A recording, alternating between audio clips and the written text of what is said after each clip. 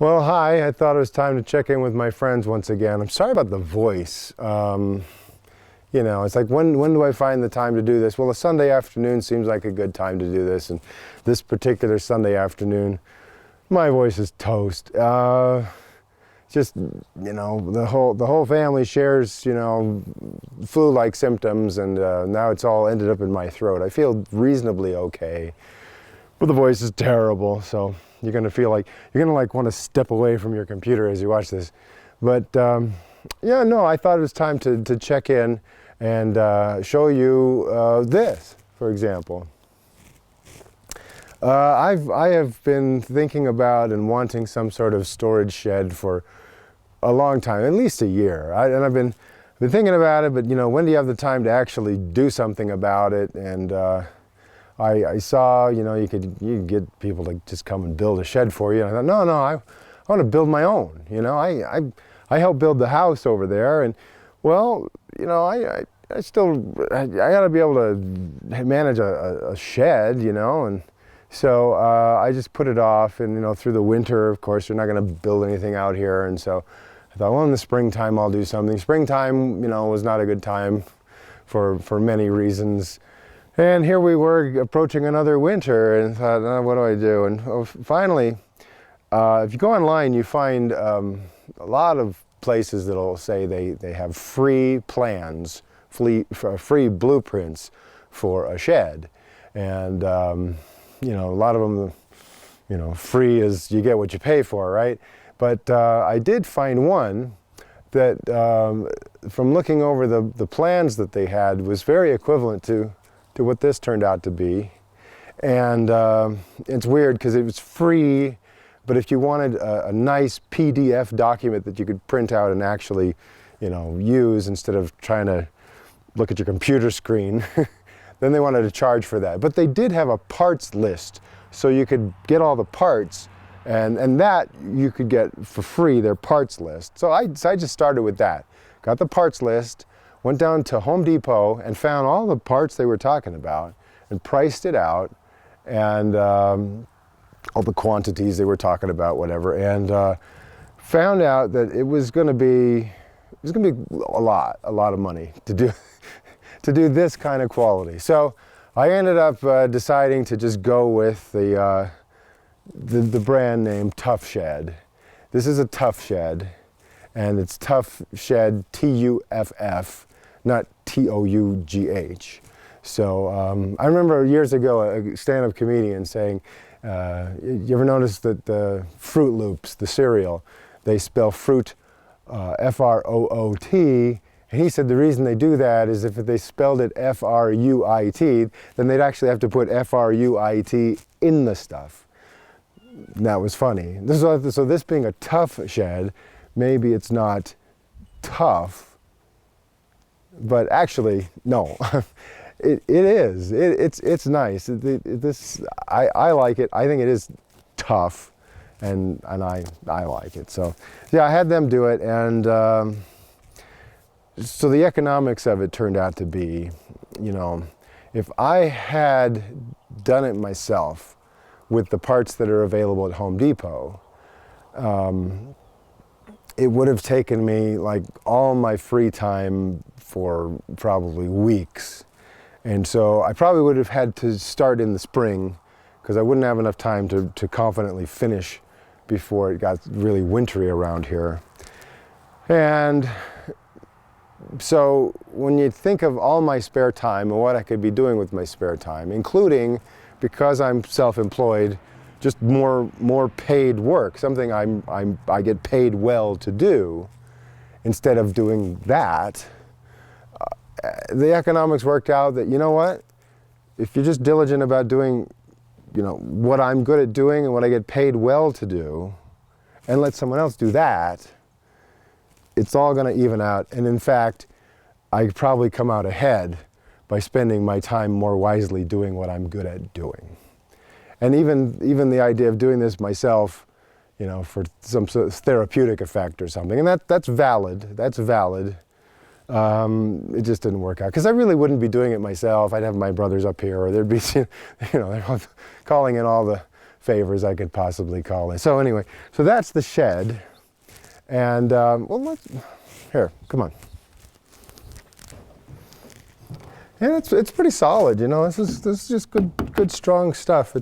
It's made with, you know, real 2x4s, 16 inches apart, like you would for a house. A lot of these sheds that you would buy, they're 24 inches apart, you know, and it's not gonna. It doesn't have to be as sturdy as a house, but it's nice that it is.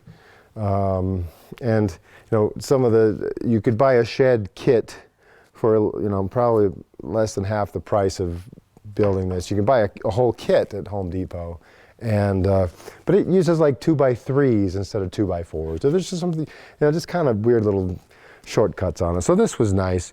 So all I had to do in the end was level out the ground. And these guys came over, and it was prefabricated.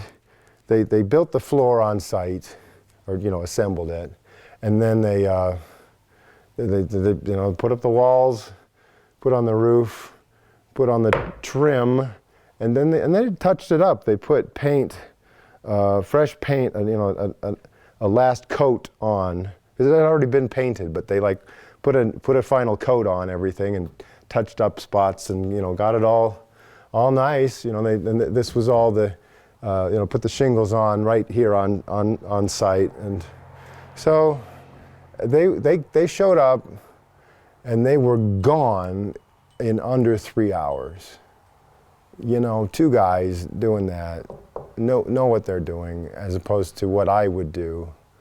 You know, it's the way the economy is supposed to work. You do what you like to do, and you get paid to do it. And then stuff you don't like to do, you hire someone else to do that. And if you get paid enough to use your time doing what you like to do, you can easily afford to pay someone else to do what they like to do. And, you know, economics of it all. I mean, like if if it was like a barter system, you know, like every time I want to go buy a gallon of milk, I'd have to figure out, do the people selling the milk want a video? No. So I go do what I do. I get paid money. That's my tool. That's kind of universally implied. This represents work. And then I give that to the people selling milk. And it all works out. It all works out. You know, so do what you like to do for a job.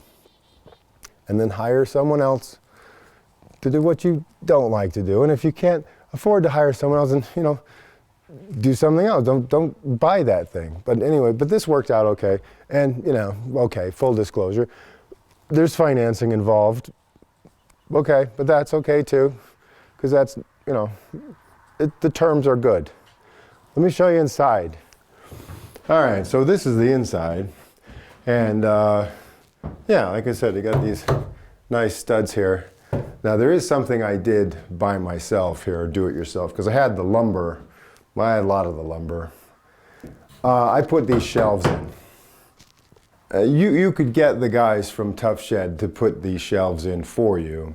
I saw what they did there, and, you know, just this was one of those just penny pinching things where I thought, well, now I can do that by myself and cost less than having them do it, and it wouldn't be that hard. Turns out it took me hours and hours, but this is a little bit higher than they would have done. It's just a little different than they would have done. And something I really, really liked was I decided to have this kind of wraparound thing over here in this corner, because there's a window here. And I just imagine myself like with a laptop computer, just kind of staring out the window. It's my little hideaway where I would write, you know, the great American novel or screenplay. But anyway, but they're pretty solid. Let's see. I'm pretty heavy. No, it's too high. I don't want to get up in there. So I did that. And it's just nice in here. I would almost want to make this like my little recording booth, but no, I need to fill it up with stuff. See, now this is the other part that's a challenge for me, because I have to now. I got 3 levels of storage now. There's a storage room in the house, which is full. It's already full. The garage You know, you have some things protected there. It doesn't get quite as cold as, you know, just being out here in this shed. There's no heating in here. There's nothing in here. So, got to decide what kinds of things need to be covered, but they can be subjected to any temperature that might be the same temperature as outside, summer or winter. Those sorts of things in here, and you know, things directly related to the yard work and stuff in here. Things that need a little bit of protection but can still get a little bit cold will be in the garage. The garage never freezes, you know, but you know, it's not the most stable of temperatures, but it's good. So then there's that. So here, the garage, or just inside. And I've had this shed here for over a week now, and I've barely put a few things in, and they're not even well organized what is in here. I'm like afraid that I'm gonna goof it up and just have whatever pile of junk I happen to have somewhere else, that same pile is just gonna move completely intact into here. I don't want that. I want it better organized. So I'm trying to think it through, but it's here. I did do one thing with I put a light in here. Let me show you. Okay, so there's a light switch right here. Okay, and it looks like I must have run electricity to the house to do this, but it's not what you think. I didn't run a permanent line out here to the shed. What I did was I just got I wired into this box here. I just got a cord coming out here to this, and this is just a you know, extension cord kind of a thing. So I run an extension cord from here to over there by the garage. When I want to work out here, I just plug it in and go. And then when I'm done working in here, I unplug it. There's no permanent connection, and you know, it's fine in there. But in the meantime, when it is plugged in,